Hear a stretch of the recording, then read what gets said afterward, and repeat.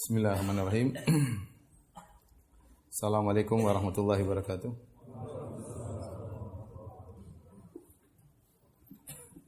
Innal hamdalillah nahmaduhu wa nasta'inuhu wa nastaghfiruhu wa natubu ilaihi wa na'udzu billahi min shururi anfusina wa min sayyiati a'malina. May yahdihillahu fala mudilla lahu wa may yudlil fala hadiyalah. Asyhadu an la ilaha illallah wahdahu la syarika lah wa asyhadu anna Muhammadan abduhu wa rasuluhu la nabiyya ba'dah. Ya ayyuhalladzina amanu taqullaha haqqa tuqatih wa la tamutunna illa wa antum muslimun. Ya ayyuhan nasu taqu rabbakumul ladzi khalaqakum min nafsin wahidah wa khalaqa minha zawjaha wa batha minhuma rijalan katsiran wa nisaa'a wattaqullaha alladzi tasaaluna bihi wal arham innallaha kana 'alaikum raqiba. يا أيها الذين آمنوا اتقوا الله وقولوا قولا سديدا يصلح لكم أعمالكم ويغفر لكم ذنوبكم ومن يطع الله ورسوله فقد فاز فوزا عظيما أما بعد فإن أصدق الحديث كتاب الله وخير الهدى هدى محمد صلى الله عليه وسلم وشر الأمور محدثاتها وكل محدثة بدعة وكل بدعة ضلالة وكل ضلالة في النار. Ikhwan dan akhwat yang dirahmati oleh Allah Subhanahu wa taala, alhamdulillah pada kesempatan kali ini kita dipertemukan kembali oleh Allah Subhanahu wa taala dalam rangka mempelajari hadis-hadis Nabi sallallahu alaihi wasallam, dalam rangka mempelajari adab-adab Islam. Semoga pertemuan kita diberkahi oleh Allah Subhanahu wa taala. Salawat dan salam semoga tercurahkan selalu kepada junjungan kita, suri teladan kita, imam kita, pemberi syafaat kita, Nabi Muhammad sallallahu alaihi wasallam, dan juga kepada keluarganya serta seluruh sahabat beliau tanpa terkecuali. Kita masuk pada hadis yang ke-9 ya. Hadis yang ke-9 tentang larangan mendahului mengucapkan salam kepada orang kafir. Dari Ali bin Abi Thalib radhiyallahu taala anhu, beliau berkata, qala Rasulullah sallallahu alaihi wasallam, Rasulullah sallallahu bersabda, la tabda'ul yahuda wan nasara bisalam. Janganlah kalian mulai memberikan salam kepada orang-orang Yahudi maupun orang-orang Nasara. Wa idza laqitumuhum fi tariq fattarruhum ila adyaqihi. Kalau kalian bertemu dengan mereka di jalan, maka buatlah mereka tergeser ke jalan yang sempit. Hadis ini hadis yang sahih yang diriwayatkan oleh Imam Muslim. Saya ulangi kata Rasulullah sallallahu alaihi wasallam, la tabda'ul yahuda wan nasara bisalam. Janganlah kalian memulai mengucapkan salam kepada orang-orang Yahudi dan orang Nasara. Fa idza laqitumuhum fi tariq fattaruhum ila adyaqihi. Kalau kalian bertemu mereka di jalan, maka buatlah mereka yang terpaksa minggir. Buatlah mereka yang terpaksa minggir, bukan kalian yang minggir. Maksudnya demikian. Tapi hadis ini ya sering menjadi pembahasan terutama orang orientalis untuk menjatuhkan Islam, seakan-akan Islam mengajarkan sifat keras kepada orang Islam terhadap orang-orang non-Muslim. Ya. Tapi sebenarnya kalau kita mau jujur, kita tahu betapa banyak hadis-hadis atau ayat-ayat yang menyuruh kita untuk berbuat baik bahkan kepada orang-orang non-Muslim. Ya. Contoh dalam Al-Quran kata Allah Subhanahu Wa Taala, la yanhakumullahu anil ladina lam yuqatilukum fid din wa lam yukhrijukum min diyarihim antabarruhum wa tuqsitu ilaihim. Allah tidak melarang kalian untuk berbuat baik, berbuat adil kepada orang-orang non-muslim, orang-orang kafir yang mereka tidak memerangi agama kalian dan tidak mengusir kalian dari tempat tinggal kalian. Di sini jelas bahwasanya Allah tidak melarang. Yang dilarang adalah berbuat baik kepada orang-orang yang kafir yang memerangi agama.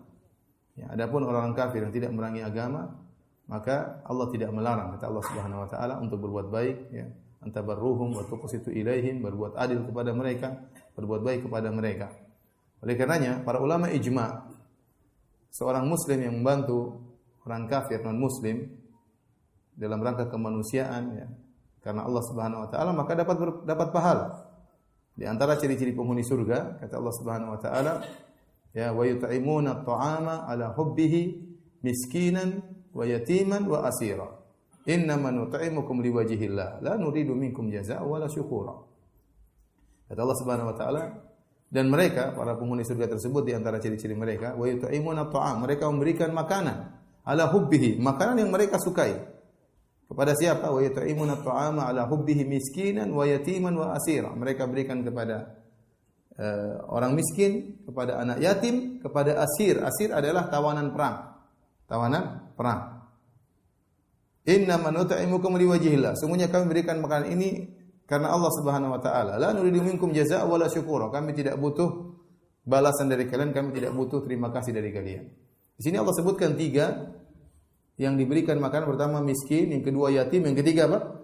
Asir. Asir adalah tawanan perang dan mereka kafir. Ternyata Allah menyuruh orang-orang beriman atau mereka berbuat baik kepada tawanan perang. Dan ini dilakukan oleh para sahabat tatkala dalam perang Badar. Setelah perang banyak puluhan kaum musyrikin ditawan oleh kaum muslimin, maka para sahabat melakukan kebaikan kepada mereka. Sampai-sampai para sahabat memberikan kepada mereka makanan yang para sahabat sukai.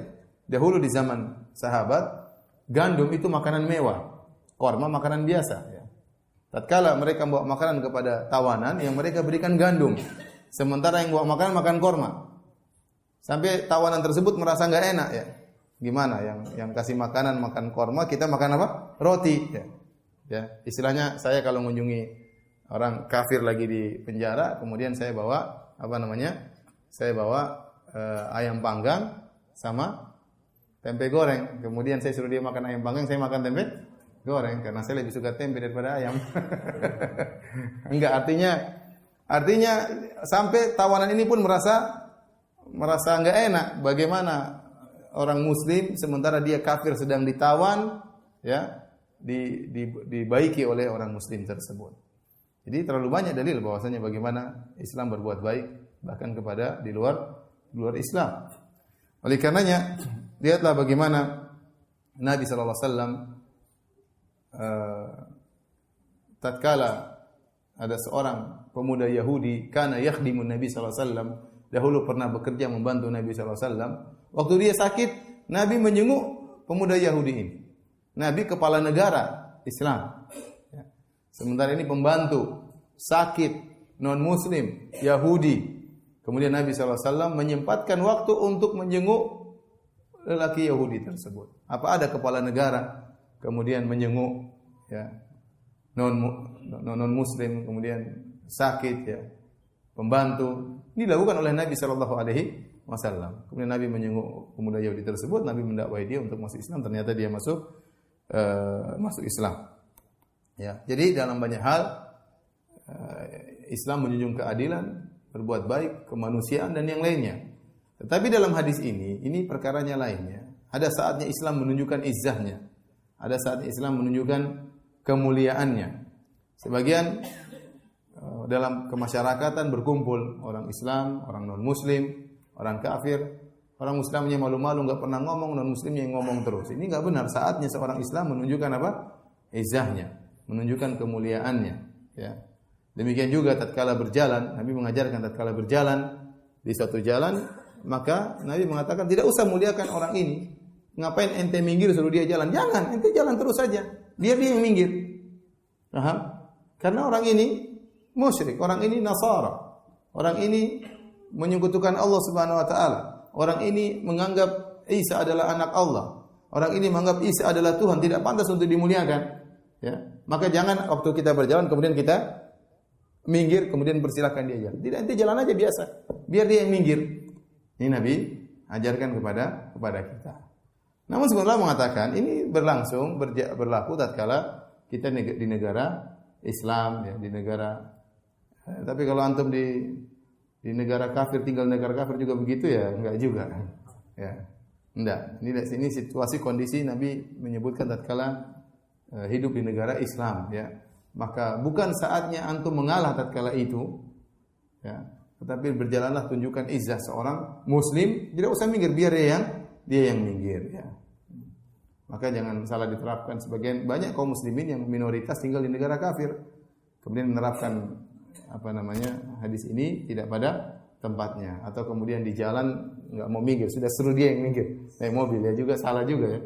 Ini bukan di mobil punya di jalanan punya peraturan tersendiri. Tapi ini kondisi di mana tatkala hidup di negara Islam, negara Muslim, maka mereka orang-orang Nasara dan Yahudi yang harus tunduk kepada aturan Islam, maka waktu bertemu dengan mereka tidak perlu Anda mengalah, ya, menyuruh mereka yang jalan pun kita mengalah. Tidak, kita jalan biasa biar mereka yang minggir.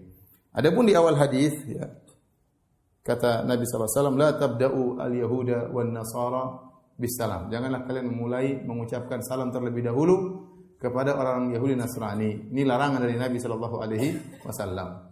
Kenapa? Karena salam adalah tahiyatul muslimin. Ucapan salam adalah khusus milik orang Islam. Tahiyatul ahlil jannah. Bahkan penghuni surga pun tatkala tahiyatuhum yauma yalqaunahu salam. Ya, tatkala mereka bertemu di surga, mereka mengucapkan apa? Salam. Dan salam maknanya indah, keselamatan bagi kalian. Assalamualaikum maknanya keselamatan bagi kalian. Dan ini tidak pantas diucapkan kepada mereka orang-orang musyrikin. Karena mereka tidak selamat. Bagaimana mereka dikatakan selamat sementara mereka musyrik kepada Allah Subhanahu wa taala? Mereka berbuat kesyirikan kepada Allah Subhanahu wa taala.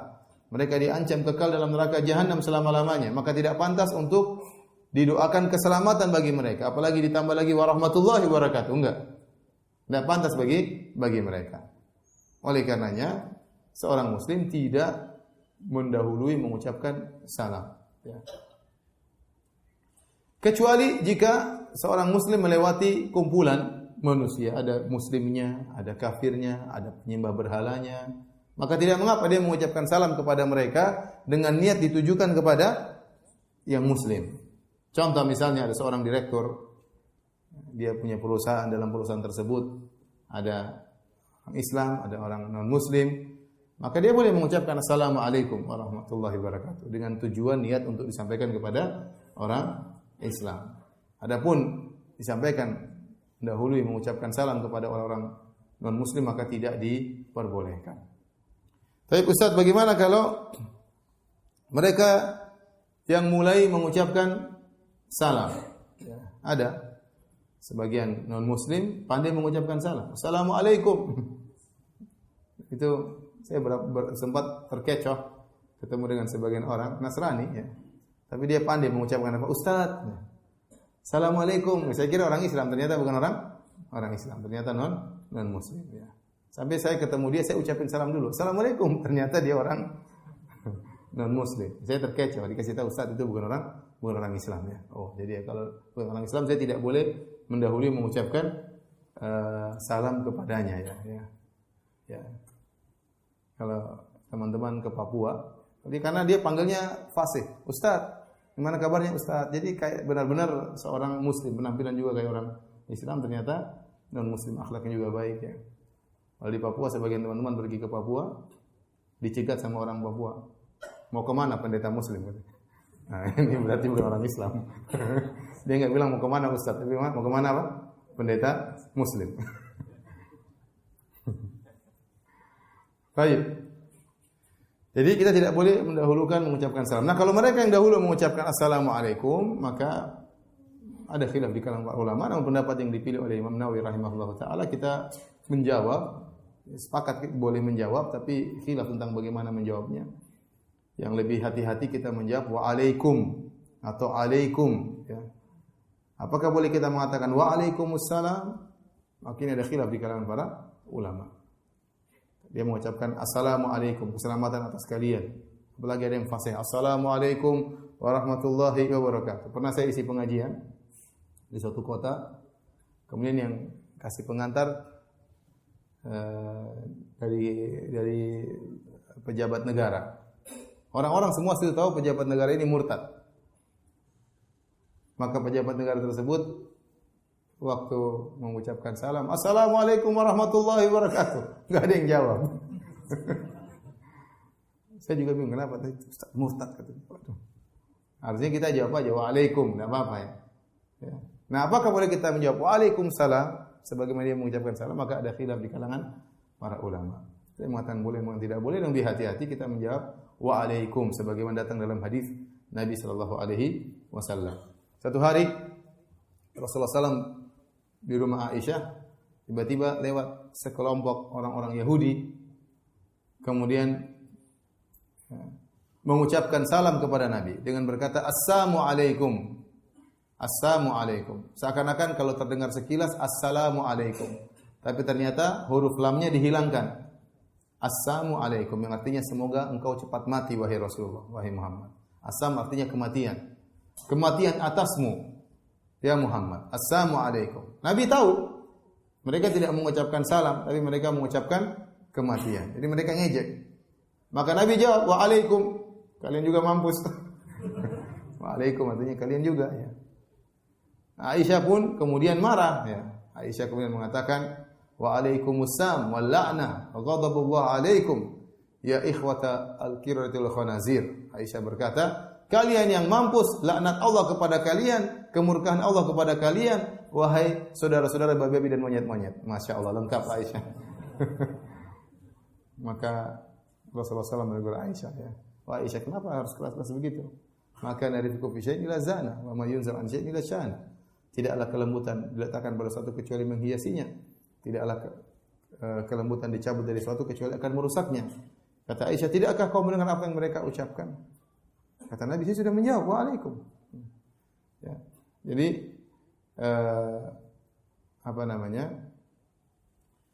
kalau mereka memberi salam maka kita menjawab waalaikum. Waalaikum atau alaikum. Ini yang lebih tepat sebagaimana dijelaskan oleh Al-Imam Nawawi rahimahullahu taala ya. Ustaz, bagaimana kalau kita ketemu dengan bos ya? Saya anak buah ketemu bos enggak salam gimana lagi? Nanti dipecat Ustaz. Ya udah. Kalau bosnya non muslim, kita ketemu dengan bos kita non muslim, maka kita jangan mengucapkan assalamualaikum karena itu ucapan syar'i hanya untuk orang-orang Islam. Dan subhanallah luar biasa ya. Mungkin agama lain tidak ada seperti Islam ya, luar biasa. Mengucapkan salam ya sampai harus menjawab salam ya. Menunjukkan saling mendoakan di antara mereka, saling menghormati di antara mereka, saling menumbuh kecintaan di antara mereka ya. Di antara kaum muslimin ini mungkin tidak didapat dalam agama-agama yang lain, tidak diajarkan khusus seperti ini. Maka kalau kita bertemu dengan bos kita non muslim, maka jangan mengucapkan salam yang syar'i, tapi dibolehkan kita mengucapkan kata-kata tahiyat, ya, kata-kata apa seperti itu, namun bukan yang assalamualaikum. Kita mengatakan pagi Pak boleh, ya, sore Pak, good morning misalnya, ya.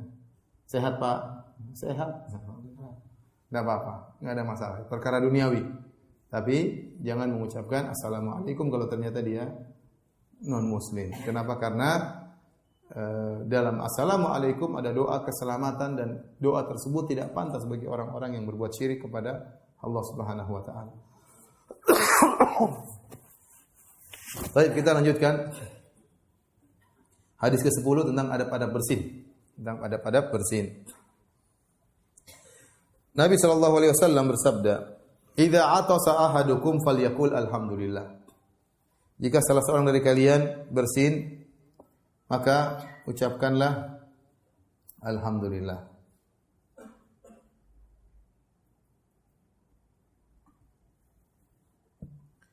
Wal yaqul lahu akhuhu yarhamukallah.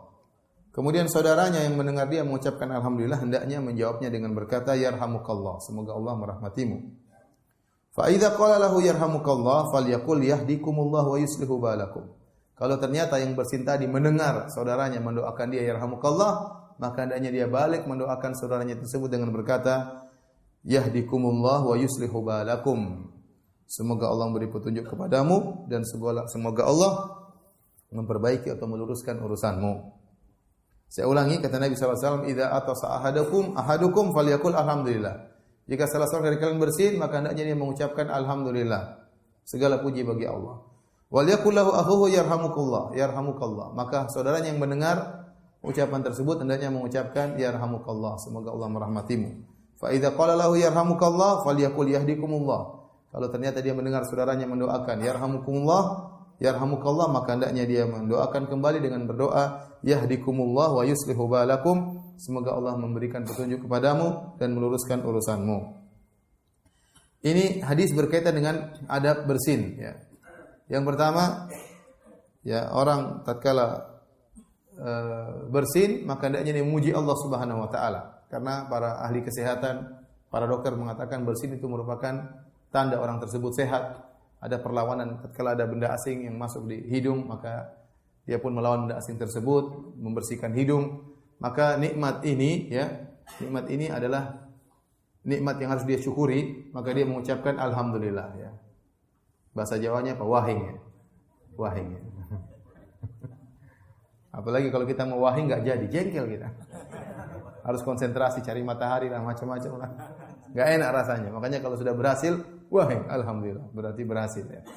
Maka seorang tatkala bersin, dia mengucapkan alhamdulillah sebagai bentuk pujiannya kepada Allah Subhanahu wa taala. Nah, orang yang bersin di antara adab yang diajarkan oleh Nabi sallallahu alaihi wasallam, Nabi sallallahu alaihi wasallam kalau bersin, beliau menutup mulutnya atau menutup wajahnya ya. Dan kemudian mengecilkan suaranya ya, mengecilkan suaranya. Jadi seorang yang bersin berusaha menutupkan sesuatu. Kalau dia ada kain, ada tisu, dia tutup hidungnya. Ya, atau kalau tidak dia tutup dengan tangannya. Ini adab ya. Karena bisa jadi keluar sesuatu, keluar ingus misalnya, atau keluar sesuatu dari hidungnya yang tidak enak dilihat, kotor, jijik misalnya, maka dia bisa terhalang dengan tangannya. Yang pertama dia tutup hidungnya, dia tatkala bersin ya. Yang kedua dia mengecilkan suaranya. Dan subhanallah, saya hidup di Madinah di Saudi hampir 15 tahun waktu kuliah. Rata-rata orang Saudi kalau bersin suaranya kecil, gitu. Rata-rata Arab secara umum. Jadi benar-benar adab Nabi ini dikerjakan oleh mereka. Rata-rata mereka bersin, kecil, sedikit, kecil, ya. Volumenya kecil sekali. Kalau kita di tanah air enggak, menggelegar. Saya dulu sengaja bahkan saya masih SD, masih SMP kalau bersin sengaja dibesar-besarin. Sekarang setelah saya tahu sunnah, mau saya kecilin enggak bisa lagi volumenya. Enggak bisa kecil lagi, udah terlanjur menggelegar kalau apa? Bersin. Mau berusaha kecil enggak bisa. Enggak lega ya, dan tidak bisa kecil lagi. Tidak bisa kecil lagi ya. Jadi ya padahal adabnya kalau seorang bersin nutup hidung sambil mengecilkan apa? Suara agar tidak mengganggu yang lain, yang lain. Sebagian orang kalau bersin suaranya menggelegar, kemudian tidak tutup hidungnya, bahkan diarahkan kepada orang lain. Hacim. Jadi ini menyelisih sunnah Nabi SAW. Bayangkan luar biasa bagaimana Islam begitu sempurnanya sampai ada bersin pun diajarkan oleh Islam. Kemudian setelah dia bersin, ya, kalau ada saudaranya yang mendengar, maka mendoakan orang ini. Orang ini subhanallah, dia bersin, dia ingat Allah, dia bersyukur kepada Allah, dia memuji Allah. Maka saudaranya membalas dengan mengatakan, yarhamukallah, semoga Allah merahmatimu. Tetapi kalau saudaranya tersebut tidak mengucapkan alhamdulillah, maka jangan didoakan yarhamukallah. Jangan didoakan yarhamukallah. Karena demikian Nabi tidak mendoakan yarhamukallah bagi orang yang tidak mengucapkan alhamdulillah tatkala bersin. Dalam hadis disebutkan atasa rajulani inda Nabi sallallahu alaihi wasallam. Ada dua orang bersin di sisi Nabi sallallahu alaihi wasallam. Fashammata ahaduhuma wa lam yushammitil akhar. Maka Nabi mengucapkan yarhamukallah kepada salah seorang dari keduanya dan Nabi tidak mengucapkan yarhamukallah kepada yang satunya. Faqila lahu, maka ditanyakan kepada Nabi, hadza hamidallah wa hadza lam yahmadillah. Kata Nabi, saya ucapkan yarhamukallah kepada si ini karena dia waktu bersin dia mengucapkan alhamdulillah, dan saya tidak mengucapkan yarhamukallah kepada si fulan. Kenapa waktu dia bersin dia tidak mengucapkan alhamdulillah? Dalam riwayat yang lain, orang yang tidak didoain protes.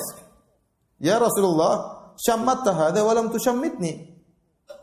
Maka dia berkata, ya Rasulullah, kau mendoakan si fulan, kau tidak mendoakan aku. Kau mengucapkan yarhamukallah kepada si fulan, adapun waktu saya bersin, kau tidak mengucapkan yarhamukallah. Maka Nabi SAW berkata, inna hadza hamidallah wa lam tahmadillah. Si fulan tadi yang saya doakan, dia mengucapkan alhamdulillah. Adapun engkau waktu bersin tidak mengucapkan alhamdulillah.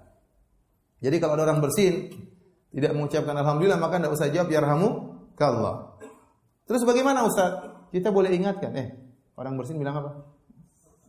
Alhamdulillah, saya lupa. Yarhamukallah, kita jawab. Ini dilakukan oleh Al-Auza'i.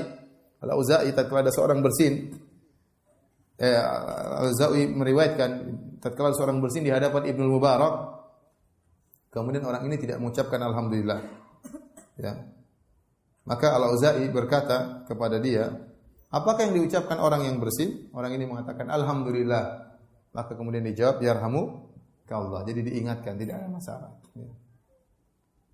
Dan ini sunnah, kita ingatkan kepada orang, ya kalau bersin bilang apa?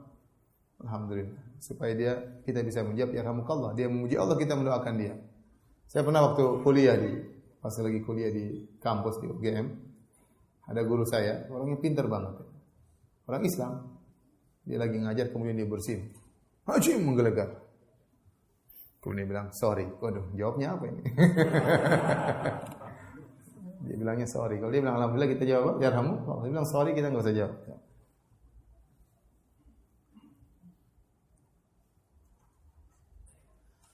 Adapun jika seorang bersin berulang-ulang sampai 2-3 kali, acim, ya, berarti dia sakit. Kita tahu ada orang ini flu atau tidak. Kalau dia flu, ya, maka kita doa dengan doa yang lain, kita bilang syafaqallah, semoga Allah menyembuhkan penyakitmu, ya. Berarti tanda dia sakit. Bersin tersebut tanda dia sakit, ya.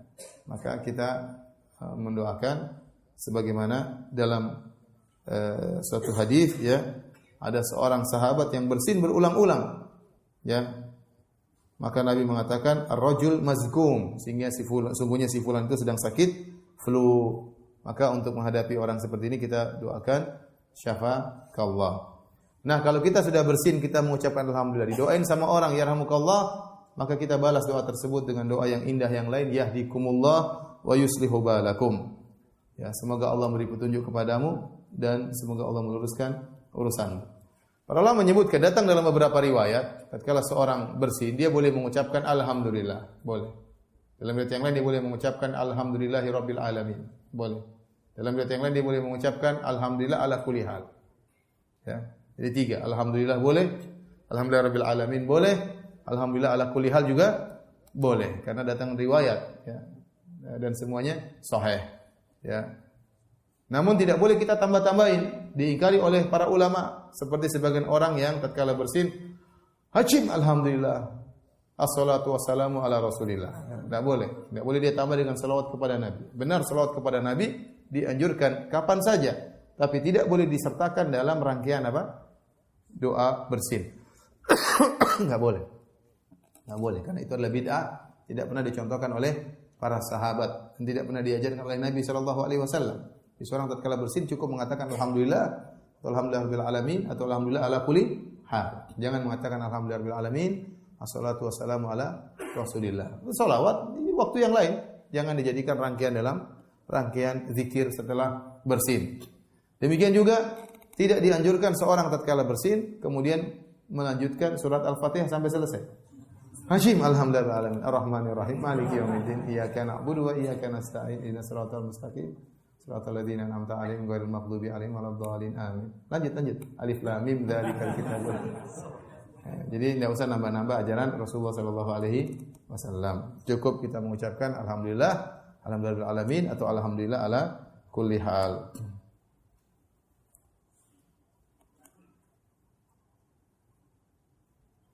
Kemudian adapun menjawab yarhamukallah, maka datang dalam sebagian sahabat dari Abu Hamzah, Abu Jamrah, dia berkata sami'tu Ibnu Abbas yaqul idza summit. Ibnu Abbas kalau dia bersin kemudian ada yang mengatakan yarhamukallah, maka dia menjawab afana Allah wa iyyakum minan nar. Ini juga dibolehkan oleh para ulama.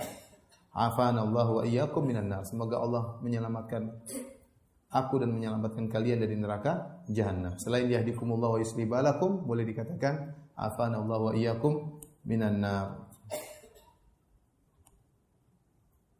Demikian juga ada juga diriwayatkan dari Ibnu Umar, dia menjawab doa dengan mengatakan yarhamunallah wa iyyakum wa yaghfiru lana wa lakum. Semoga Allah merahmati kami dan merahmati kalian dan semoga Allah memaafkan kami dan memaafkan kalian. Ini dibolehkan sebagian datang dari asar para sahabat. Baik, para hadirin dan hadirat yang dirahmati oleh Allah Subhanahu wa taala.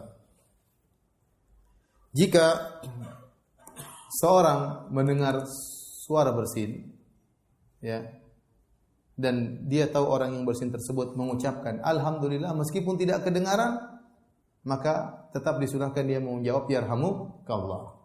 Ada dua kemungkinan. Pertama, dia tahu orang tersebut bersin dan orang tersebut mengucapkan alhamdulillah. Suaranya sangat lirih sehingga tidak terdengar.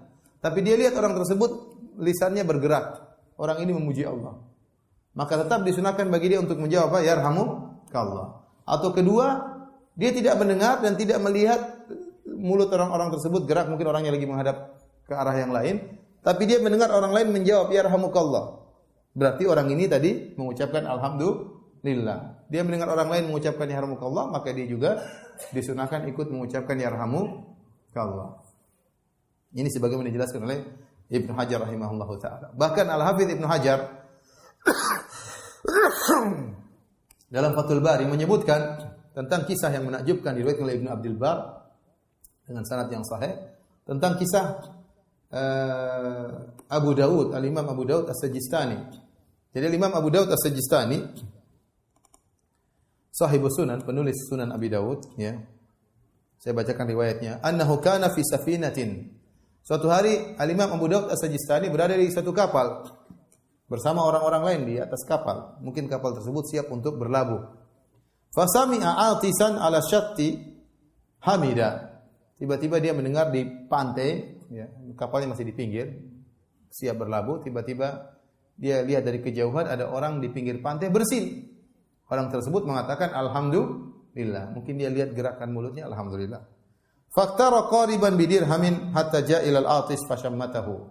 Maka Al-Imam Abu Daud As-Sajistani menyewa kapal kecil, dia turun dari kapal besar, kemudian dia sewa perahu, kemudian dia pergi ke pinggir pantai, kemudian dia mengatakan ya rahmukallah. Orang-orang heran, ini sampai bayar 1 dirham, kemudian pergi ke pinggir pantai, jawab ya rahmukallah. Subhanallah, bagaimana dia semangat menjalankan sunnah Nabi sallallahu alaihi wasallam. Tsumma raja'a, kemudian dia balik lagi ke kapal. Fasu'ila an dzalik, kemudian ditanya, "Kenapa engkau melakukan demikian sampai sewa perahu 1 dirham, kemudian pergi ke sana, kemudian mengucapkan ya rahmukallah?" Kata dia, "La'allahu yakunu mujabad da'wah." Subhanallah. Dia jawaban dengan jawaban tawadhu, dia mengatakan, "Semoga orang itu doanya dikabulkan." Bukankah kalau saya mengatakan ya rahmukallah, dia akan jawab apa? Yahdikumullah wa yuslihu balakum. Saya didoain sama dia, siapa tahu doanya dikabulkan. Dia tidak mengatakan, "Ini kan sunnah, saya ngerjakan sunnah." Enggak ya. Dia enggak pamer juga ya. Ini biasa aja yang mudah-mudahan dengan penuh tawadhu dia mengatakan semoga orang itu doanya dikabulkan. Kemudian berlabuhlah perahu, kapal tersebut berlabuh. Falamma raqadu, tatkala di malam hari mereka tidur, tiba-tiba sami'u qailan yaqul, tiba-tiba yang naik penumpang di kapal tersebut mendengar suara berkata, "Ya ahlas safinati, inna Aba Dawud ishtaral jannata minallahi bidirham." Wahai para penumpang kapal sekalian, ada suara terdengar seperti itu. Sungguhnya Abu Dawud telah membeli surga dari Allah dengan 1 dirham. Jadi kita berusaha menjalankan sunnah, ya, meskipun orang mungkin melihat aneh, tapi itu kalau sunnah kerjakan. Niat kita karena Allah Subhanahu wa ta'ala. Lihat bagaimana Allah tahu isi hati Abu Daud. Dengan 1 dirham, dia berkorban kemudian 1 dirham hanya sekedar untuk mengucapkan ya rahmukallah, ya. Hanya sekedar untuk mengucapkan ya rahmukallah. Jadi kalau antum lihat orang dari jauh di pinggir jalan, antum berhenti dulu nyebrang, ya rahmukallah. Keren. Ingat siapa? Al-Imam Abu Daud As-Sajistani rahimahullahu ta'ala. Baik.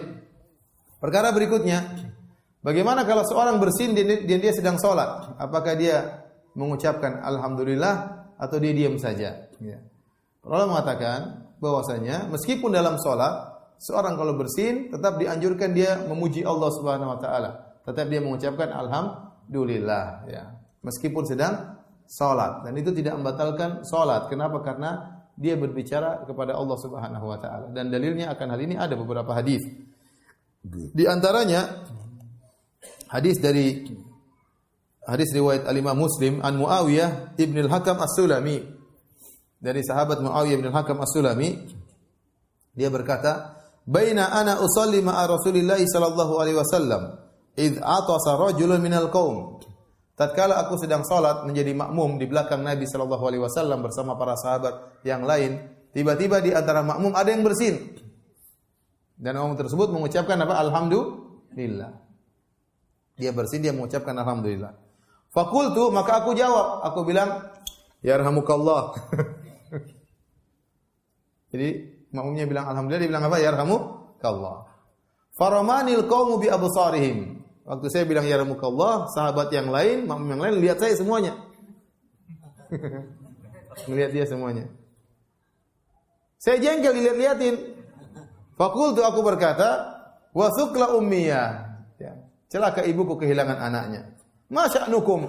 Apa gerangan kalian lihat-lihat saya? Ngomong lagi dia.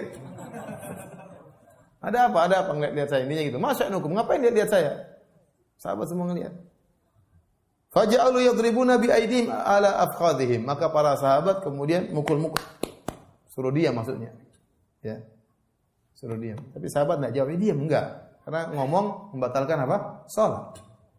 Maka sahabat cuma mukul-mukul paha mereka agar Muawiyah ini diam. Falamma ra'aitum yusammitunani, sakat. Tatkala aku melihat mereka ingin aku diam, maka aku pun diam. Tatkala Rasulullah SAW selesai salat, Rasulullah SAW menegur Muawiyah. Ya. Kata Muawiyah, "Ma ra'aitu mu'alliman qablahu wala ba'dahu ahsana ta'liman minhu." Aku tidak pernah melihat seorang guru sebelum Nabi bahkan sesudah Nabi yang lebih baik tidak ada yang lebih baik daripada Nabi dalam hal pengajaran. Wallahi ma kaharani wala darabani wala syatamani. Nabi tidak membatakku, Nabi tidak memarahiku, Nabi tidak memukulku, Nabi tidak memakiku. Nabi hanya menegur, "Inna hadhihi salata la yasluhu fiha syai'un min kalamin nas." Wahai Muawiyah, sungguh salat tidak pantas ada pembicaraan di antara manusia. Inna ma huwa tasbih wa takbir wa qiraatul Qur'an. Salat itu hanya cocok untuk bertasbih, bertakbir dan baca Al-Qur'an. Ini dalil Nabi menegur dia yang mengucapkan yarhamukallah, tapi Nabi tidak menegur sahabat yang mengucapkan apa? Alhamdulillah. Apa bedanya? Bedanya kalau seorang bersin, "Hacim alhamdulillah," dia memuji Allah dan tidak membatalkan salat karena salat kita berbicara dengan siapa? Allah Subhanahu wa taala. Tapi kalau kita bilang yarhamukallah, semoga Allah merahmatimu, berarti kita ngomong sama orang. Dan para ulama sepakat dalam salat berbicara dengan orang lain, salat itu batal. Tidak boleh kita ngobrol sama orang lain. Ya, tapi kita bermunajat kepada Allah, dan di antara bentuk munajat kita mengucapkan alhamdulillah. Jadi tidak mengapa seorang tatkala bersin mengucapkan alhamdulillah. Demikian juga hadis Rifa'ah bin Rafi'. Dia berkata, "Shallaitu khalfa Rasulillah sallallahu alaihi wasallam fa atastu." Satu hari aku salat jadi makmum di belakang Nabi sallallahu alaihi wasallam dan saya pun bersin. Faqultu alhamdulillahi hamdan katsiran thayyiban mubarakan fi. Maka aku muji Allah, aku berkata, segala puji bagi Allah, hamdan katsiran thayyiban mubarakan fi, mubarakan alaih, kama yuhibbu rabbuna wa yarda. Panjang dia baca. Falamma shalla Rasulullah sallallahu alaihi wasallam falamma shalla Rasulullah sallallahu insaraf. Tatkala Rasulullah sallallahu selesai salat, Rasulullah sallallahu bertanya, "Manil mutakallim fi salat?" Tadi siapa yang ngomong waktu salat? Falam yatakallam ahadun, maka tidak seorang pun yang menjawab. Summa qala tsaniya, Nabi mengulangi lagi, "Manil mutakallim fi salat?" Siapa tadi yang ngomong? Manil mutakallimu fi salat? Siapa tadi yang berbicara tatkala salat? Tidak seorang pun menjawab. Kemudian Nabi mengucapkan ketiga kali, "Manil mutakallimu fi salat?" Siapa tadi yang ngomong tatkala salat? Faqala Rifa'ah bin Rafi' ibnu Afra, maka Rifa'ah berkata, "Ana ya Rasulullah, saya tadi yang ngomong." Kata Nabi, "Bagaimana yang kau ucapkan?" "Alhamdulillahi hamdan katsiran tayyiban barakan fi wa barakan alaih, kama yuhibbu rabbuna wa yarda."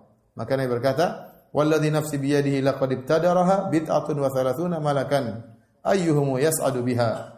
Demi zat yang jiwaku berada di tangannya, sungguh 30 lebih malaikat berebutan untuk membawa kalimat ini untuk dibawa kepada Allah Subhanahu wa taala. Ini dalil bahwasanya tatkala seorang salat dan dia bersin, dia boleh mengucapkan apa? Alhamdulillah, tidak ada masalah. Tapi kita yang dengar tidak boleh jawab apa? Yarhamukallah. Tahu-tahu yarhamukallah, kalau enggak sengaja ya sudah. Tapi kalau sengaja batal salat. Kalau sengaja batal apa? Salat ya. Kalau seorang tidak sengaja ya enggak apa-apa, enggak sengaja. Ya. Saya ada kawan saya di Masjid Nabawi. Dia salat Allahu Akbar. Ada anak lewat, dia tahan. Anak itu ngeyel, lewat lagi, ditahan lagi. Anak itu lewat lagi, ditahan lagi. Teman saya jengkel, katanya hina. Dia ngomong lewat sini. Kelepasan dia saking jengkelnya. Sini.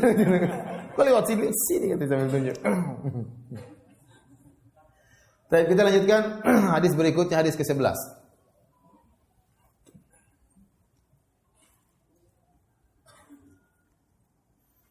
Tentang adab-adab minum.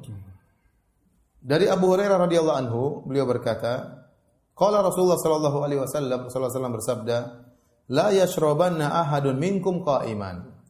Jangan sekali-sekali salah seorang dari kalian minum dalam kondisi berdiri. Akhrajahu Muslim, hadis riwayat Al-Imam Muslim.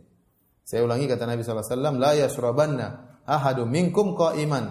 Janganlah sekali-sekali salah seorang dari kalian minum dalam kondisi berdiri. Hadis ini ya dijadikan dalil oleh sebagian ulama bahwasanya minum dalam kondisi berdiri hukumnya haram karena dalam kaidah usul fikih al-aslu fin nahyi at-tahrim. Asal dalam larangan adalah pengharaman. Namun ada dalil-dalil yang lain yang menunjukkan bahwasanya boleh minum berdiri. Di antaranya hadis yang juga diriwayatkan oleh Imam Muslim dari sahabat Ibnu Abbas radhiyallahu anhuma, beliau berkata, "Saqaitu Rasulullah sallallahu alaihi wasallam min Zamzama fashariba wa huwa qa'im." Aku menuangkan air Zam-Zam kepada Nabi sallallahu alaihi wasallam, maka Nabi pun minum air Zam-Zam tersebut dalam kondisi berdiri. Ini diriwayatkan oleh Ibnu Abbas. Saqaitu Nabi Rasulullah sallallahu alaihi wasallam min Zamzam fashariba wa huwa qa'im. Aku menuangkan air Zam-Zam kepada Nabi untuk diminum. Nabi minumnya dalam kondisi berdiri. Ini sebelum saya lupa, ini jangan sampai seorang salah paham. Banyak jemaah haji, jemaah umrah salah paham. Mereka menyangka sunnahnya minum Zam-Zam itu berdiri. Enggak. Mereka menyangka sunnahnya minum Zam-Zam adalah apa? Berdiri. Padahal tidak. Ini kebetulan Nabi pernah diberikan minum air Zam-Zam, Nabi berdiri. Namun bukan berarti sunnahnya minum air Zam-Zam apa? Berdiri. Ini salah paham. Tapi menjelaskan Nabi pernah minum berdiri.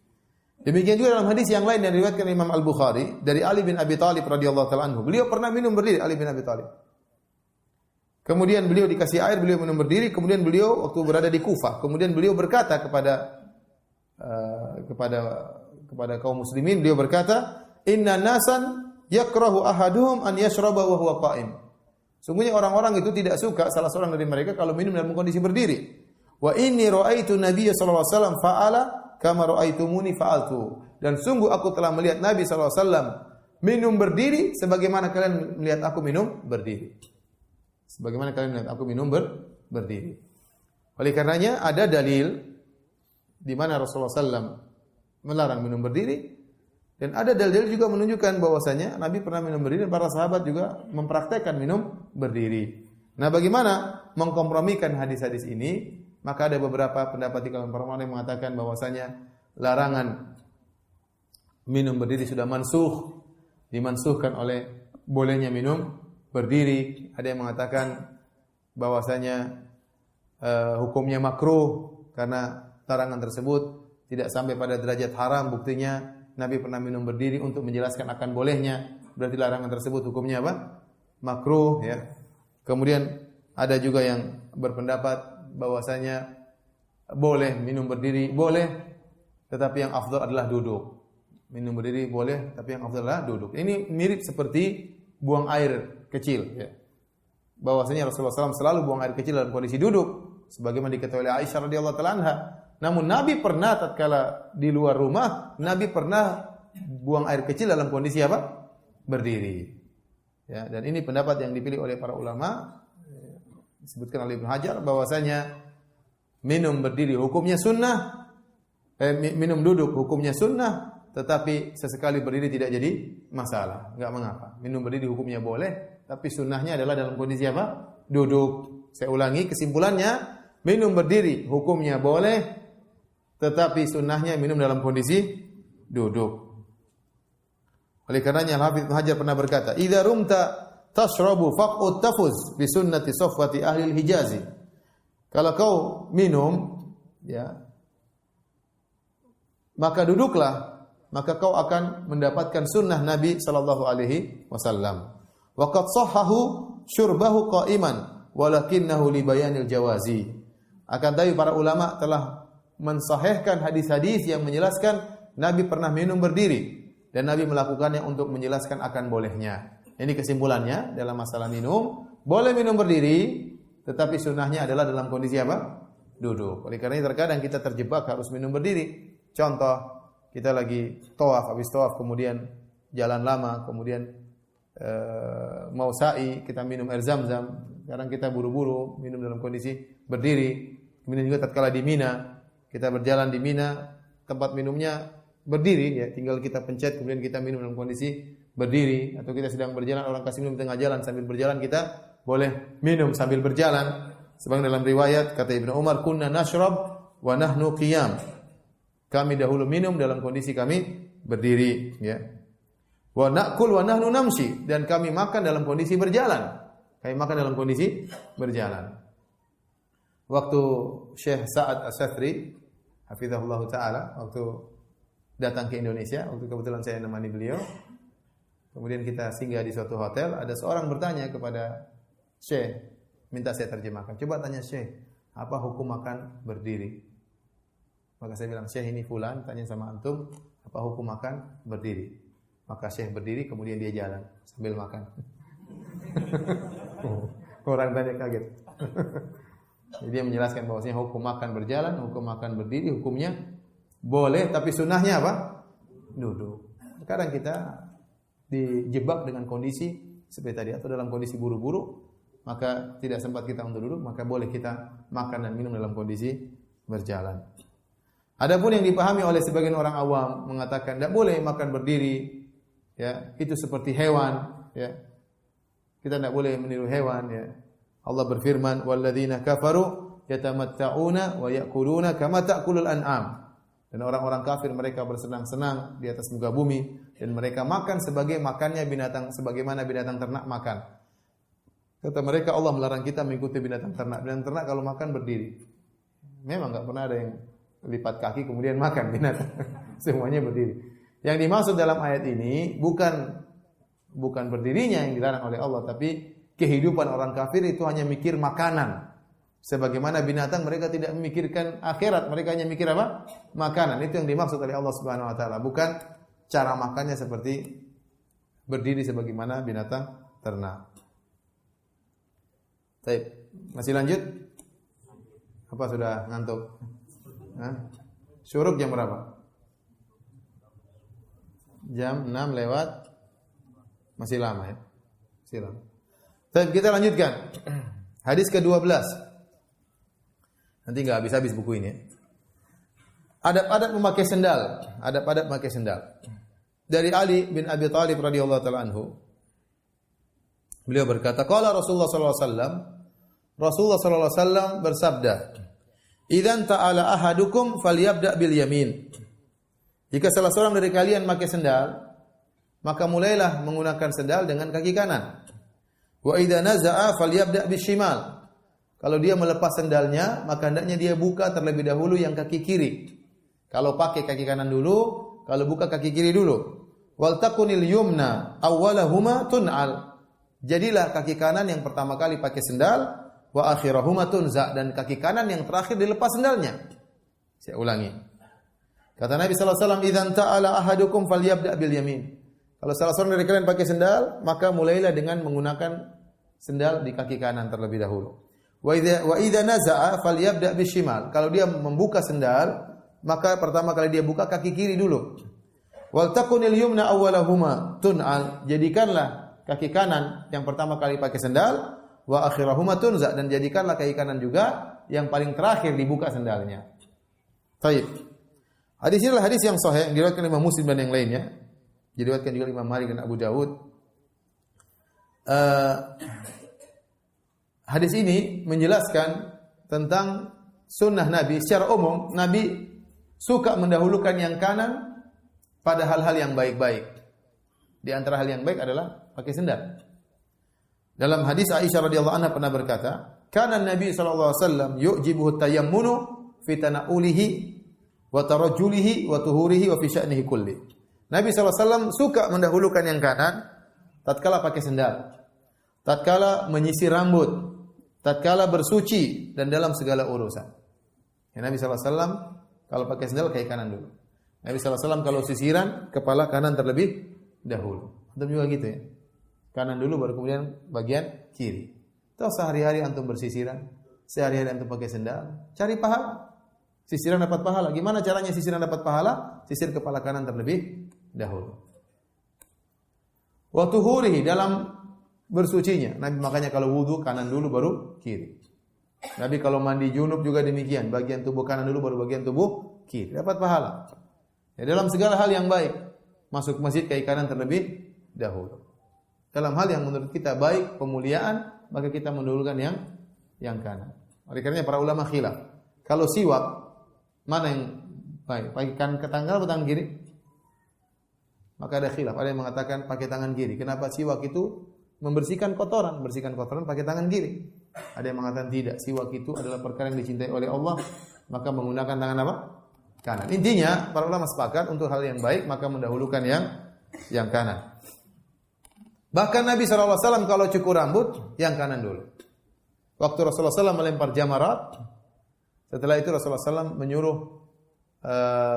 tukang cukur untuk mencukur rambut. Maka yang pertama kali dicukur bagian kanan kepala Nabi SAW.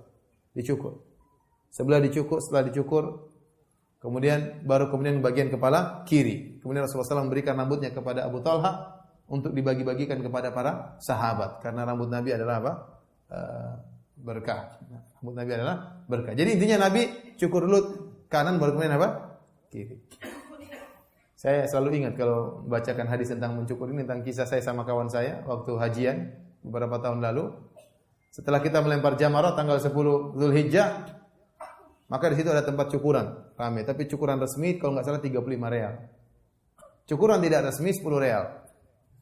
Tapi ada resiko kalau ada polisi kabur tukang cukurnya. Kita bukan masalah duit, masalahnya ngantri luar biasa yang cukuran resmi, ngantrinya luar biasa. Akhirnya saya bilang sama kawan saya, gimana? Kita yang resmi apa yang ini? Udah yang ini aja Ustaz, biar cepat. Ya udah. Ada mahasiswa situ dia cukur orang Afrika. Siapa dulu? Ustaz dulu. Ya udah. Menghormati Ustaz kan saya dulu. Udah botak, kemudian kawan saya. Baru cukur sebelah kanan polisi datang. Tukang cukurnya kabur. Akhirnya tinggal separuh.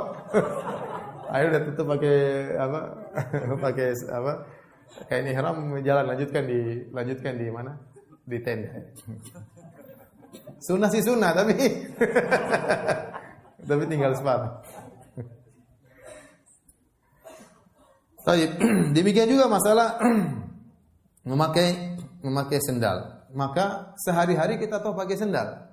Maka seorang berusaha dalam kesehariannya dia mendapatkan pahala. Caranya gimana? Ya udah dia pakai sendal kaki kanan terlebih dahulu, lepasnya kaki kiri terlebih dahulu. Kebiasaan kita, saya juga dulu pertama menjalankan hadis ini agak susah. Kebiasaan saya atau kebiasaan banyak ikhwan, kalau pakai sendal kanan dulu, kalau lepas kanan juga dulu. Coba nanti antum lihat kebiasaan antum. Kebiasaan antum pakai sendal kanan dulu, lepasnya juga kanan dulu. Tapi dibuat selang-seling seperti ini. Pakai kanan dulu, lepas kiri dulu agak susah. Tapi ternyata lama-lama terbiasa juga. Tapi subhanallah, begitu kita lepas kiri dulu, kita ingat sunnah Nabi SAW. Jadi alhamdulillah dapat pahala. Keseharian kita kerjakan dan kita dapat pahala dari Allah Subhanahu Wa Taala. Tinggal mudah.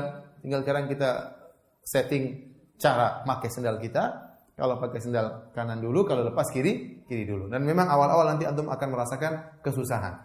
Antum akan biasa pakai kanan dulu, lepasnya kanan juga dulu. Tapi ternyata Nabi mengajarkan tidak demikian. Mengajarkan pakai sendal kanan dulu, kalau lepas kiri dulu.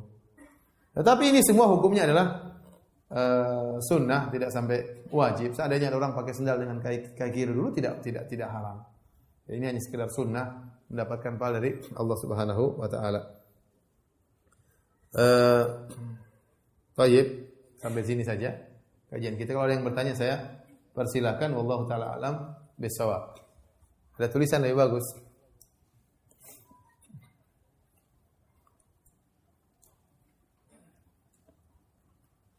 Pertanyaan. Assalamualaikum Ustaz. Waalaikumsalam. Afwan, ana bertanya bagaimana hukumnya untuk mengucapkan salam pada saat meeting yang di dalamnya terdapat orang-orang non-muslim dengan masuk memberi salam hanya kepada saudara. Tadi saya katakan boleh. Ini pernah dilakukan oleh Nabi sallallahu alaihi wasallam. Waktu Nabi melewati akhlaq minan nas. Ada sebagian sahabat, ada sebagian penyembah berhala, maka Nabi tetap mengucapkan salam. Namun dengan tujuan kepada orang-orang muslim. Ya, jadi tidak mengapa kita mengucapkan assalamualaikum warahmatullahi wabarakatuh. Cukup. Kalau enggak kita ragu, ya, maka kita cukup selamat pagi, tidak ada masalah. Kalau ternyata kita hanya mengucapkan assalamualaikum warahmatullahi wabarakatuh, kemudian yang lainnya marah-marah kenapa enggak ada ucapan agama-agama yang lain, maka tidak usah kita menggandengkan assalamualaikum dengan ucapan-ucapan selamat agama yang lain. Ya, cukup kita ucapkan selamat apa? Pagi. Sehat semuanya? Sehat. Tidak apa-apa. Ya. Karena sebagian orang sekarang suka mempermasalahkan. Ya, masalahnya syariat tidak pantas orang-orang yang musyrik kepada Allah, yang menyembah patung, menyembah berhala, menyembah manusia, kita akan ucapkan selamat atas kalian. Bagaimana mereka selamat sementara mereka mensekutukan Rabbul Alamin, mensekutukan pencipta alam semesta ini. Mereka beribadah kepada patung, kepada manusia yang tidak pantas untuk diibadahi. Orang-orang kafir lainnya selain Yahudi dan Nasrani berlaku hukum yang sama? Iya. Kata sebagian ulama, kalau terhadap ahlul kitab saja tidak boleh, apalagi selain mereka. Ahlul kitab yang mereka sembah Allah Subhanahu wa taala. Yahudi menyembah Allah, Nasrani menyembah Allah, hanya saja mereka melakukan apa? Kesyirikan. Itu pun tidak ada keselamatan bagi kalian. Dan mereka adalah orang-orang kafir yang lebih baik daripada para penyembah berhala, daripada penyembah matahari, daripada majusi, daripada penyembah hewan, daripada penyembah batu. Masih mending Yahudi Nasrani kalau dipikir ditinjau dari masalah kesyirikan. Kesyirikan mereka masih lebih mending. Itu pun tidak boleh kita mengucapkan assalamualaikum kepada mereka, apalagi orang-orang non-muslim, orang kafir selain Yahudi dan Nasrani.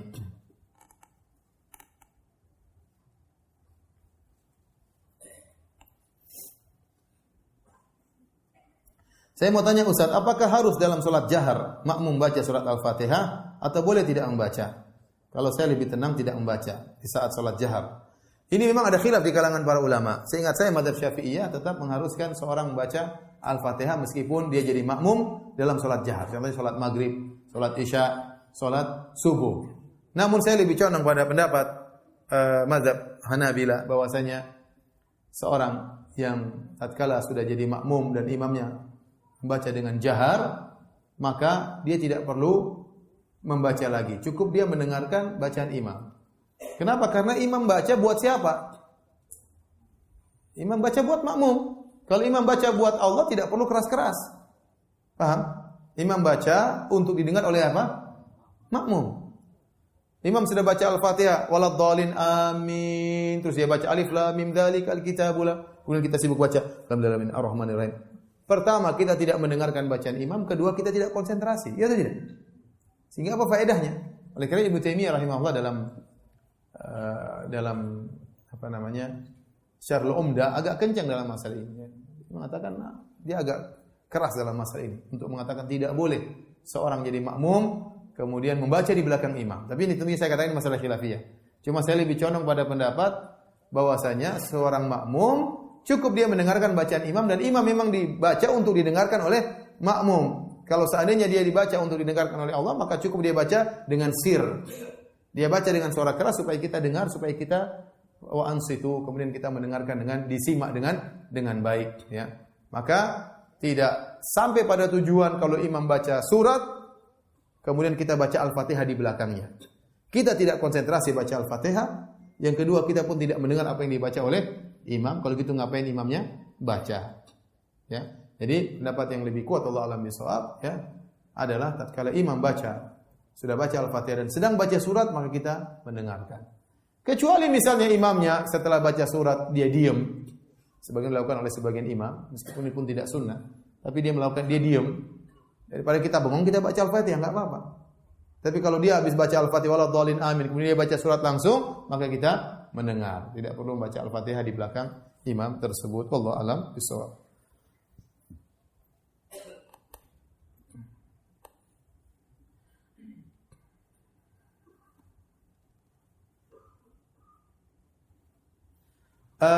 Saya lupa. Jadi kalau kita mengirim surat kepada non-muslim, ya, tidak boleh kita mengucapkan assalamualaikum, tidak boleh. Tapi kita boleh mengucapkan wassalamu ala manittaba'al huda. Ya. Assalamu ala manittaba'al huda. Keselamatan bagi orang yang ikut petunjuk. Berarti keselamatan tersebut, salam tersebut bersyaratkan kalau dia ikut apa? Petunjuk. Ya, seperti Nabi mengirim surat kepada Heraklius ya.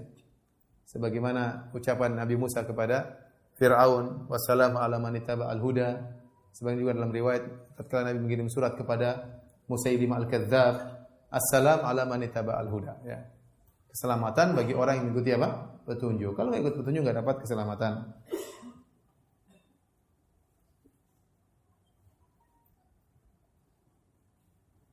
Tadi disebutkan bahwa ketika sholat berbicara dengan manusia membatalkan sholat. Lalu bagaimana apabila kita di samping kita ada anak kecil yang terkadang berisik, bergerak-gerak. Kemudian kita mengingatnya dengan isyarat tangan, menghalaunya. Tidak mengapa ya. Tapi jangan diam. Ya, itu enggak boleh. Tapi kalau kita pegang tidak masalah. Kita ingatkan dengan isyarat tidak jadi masalah.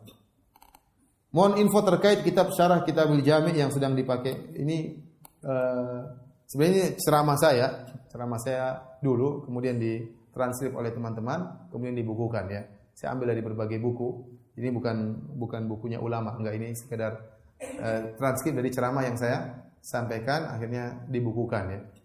Tapi ada banyak ya Syarah Kitabul Jami'. Terakhir saya dengar Syarah Syekh bin Baz rahimahullahu taala, tapi saya belum baca buku tersebut. Ya, Syarah Kitabul Jami'. Di antara syarah yang bagus adalah syarahnya As-San'ani dalam kitab Subulus Salam.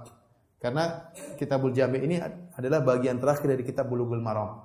Nah, kalau antum baca buku Syarah Bulughul Maram pasti ada Syarah Kitabul Jami' di bagian terakhir.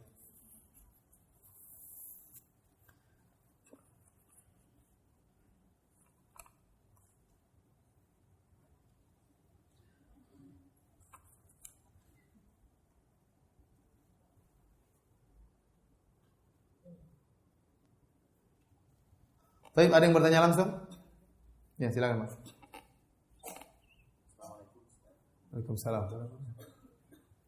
Mengucapkan salam dianjurkan kepada sama muslim. Iya. Tapi biasa ini baru berjalan dengan baik. Sehingga seringkali sesama muslim hanya mengucapkan selamat pagi dan seterusnya. Kalau suatu Coba kasih mic biar didengar yang lain. Ulang dari awal. Sudah kedengaran Pak?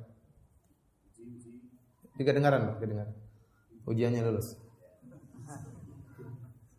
Jadi kalau mengucapkan salam sunnah, tapi banyak yang belum melakukan. Kalau kita bertemu dengan saudara kita yang jelas kita ketahui dia muslim, lalu dia tidak dahulu mengucapkan salam, tapi salamnya selamat pagi dan seterusnya. Kalau kemudian kita balas dengan Waalaikumsalam warahmatullahi wabarakatuh, boleh tidak? Mengingatkan sambil kalau dia mengucapkan selamat pagi kepada kita, bagusnya kita mengatakan assalamualaikum. Jangan bilang waalaikumsalam. Iya, kita bilang assalamualaikum. Ya. Assalamualaikum. Biar dia mengingatkan dia dan dia akan menjawab dengan apa? Waalaikumsalam. Kalau kita tahu pasti dia seorang apa? Muslim. Sebaiknya demikian. Dia mengucapkan selamat pagi, kita ingatkan, kita bilang apa? Assalamualaikum. Jangan kita waalaikumsalam. Baik, ada lagi yang bertanya? Syuruk jam berapa? Sudah. Jadi maksudnya buyar gitu ya pengajian.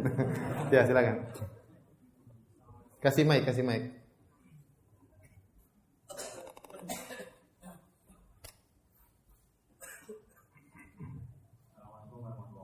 Waalaikumsalam.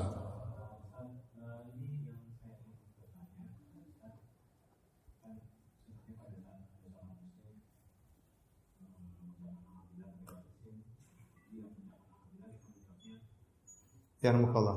Ya.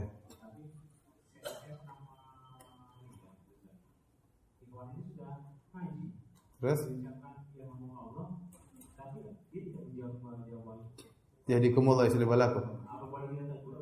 Boleh, saya sudah doain kamu kok enggak doain saya gitu. Kenapa? Baik-baik negurnya. Iya, kalau dia udah ngaji pasti dia enggak marah lah. Kalau dia marah berarti dia ngajinya enggak beres.